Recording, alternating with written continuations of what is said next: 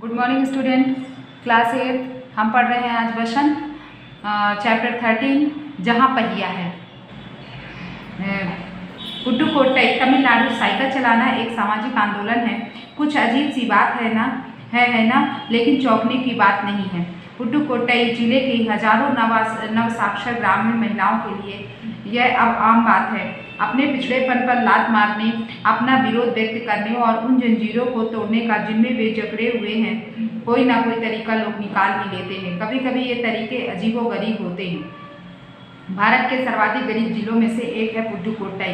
पिछले दिनों यहाँ की ग्रामीण महिलाओं ने अपनी स्वाधीनता, आज़ादी और गतिशीलता को अभिव्यक्त करने के लिए प्रतीक के रूप में साइकिल को चुना है। उनमें से अधिकांश नवसाक्षर थी। अगर हम 10 वर्ष से कम उम्र की लड़कियों को अलग कर दें तो इसका अर्थ यह होगा कि यहाँ ग्रामीण महिलाओं के एक चौथाई हिस्से ने साइकिल चलाना सीख लिया है। और इन महिलाओं में से 70,000 से भी अधिक महिलाओं ने प्रदर्शन एवं प्रतियोगिता जैसे सार्वजनिक कार्यक्रमों में बड़े गर्व के साथ अपने नए कौशल का प्रदर्शन किया और अभी भी इसमें साइकिल चलाने की इच्छा जारी है।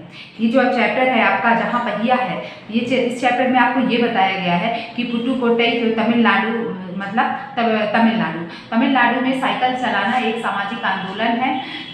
मतलब कि साइकिल चलाने से क्या हो रहा है, ये आंदोलन की तरह चला और सभी लोग सभी औरतें जो है साइकिल चलाने के लिए तैयार हो गई। और सब औरतें साइकिल चलाने से क्या हुआ कि वो स्वयं पर निर्भर हो गई।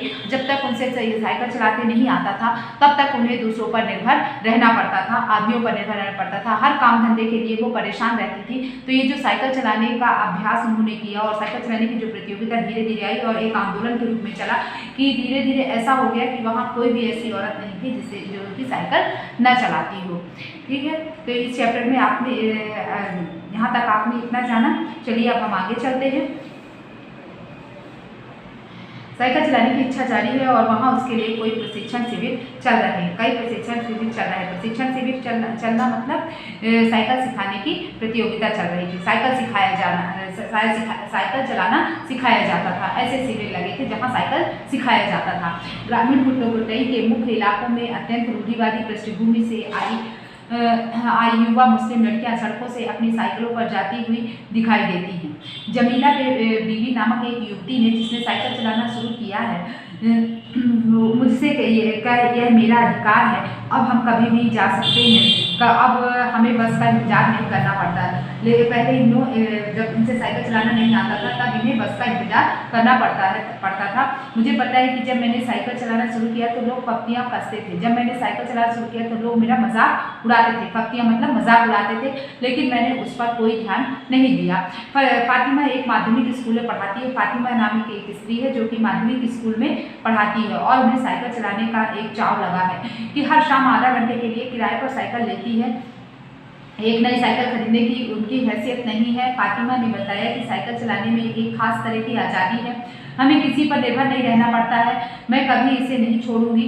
जमीला, फातिमा और उनकी मित्र अवकन्नी, इन सब की उम्र 20 वर्ष के आसपास है और उन्होंने अपने समुदाय की अनेक युवतियों को साइकिल चलाना सिखाया है। इस जिले में साइकिल की धूम मची हुई है। इसके प्रशंसकों में है महिला खेतिहर मजदूर, पत्थर खदानों में मजदूरी करने वाली औरतें और गाँव में काम करने वाली नर्सें, बालवाड़ी और आंगनवाड़ी कार्यकर्ता, बेशकीमती पत्थरों को तराशने में लगी औरतें और स्कूल की अध्यापिकाएं भी साइकिल का जमकर इस्तेमाल कर रही हैं। ग्राम सेविकाएं और दोपहर का भोजन पहुंचाने वाली औरतें भी पीछे नहीं है। सबसे बड़ी संख्या उन लोगों की है जो अभी नवसाक्षर हुई हैं। जिस किसी नवसाक्षर अथवा नई साइकिल चलाने वाली महिला से मैंने बातचीत की, उसने साइकिल चलाने और अपनी व्यक्तिगत आज़ादी के बीच एक सीधा संबंध बताया।